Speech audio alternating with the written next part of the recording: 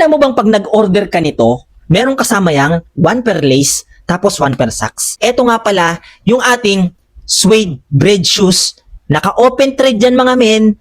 Tapos, ito yung tatak bread shoes niyan. Napakalambot. Tapos men, naka-gumsole quality, meaning, yes, may spike, malakas yung spike. Sa mga nag-i-skate dyan mga idol, bagay na bagay at napakaganda nito pang skate. Padding pa lang men, panalong-panalo ka na kasi napakakapal at grabe sa lambot yan mga men. Kita mo yung insole niya mga men?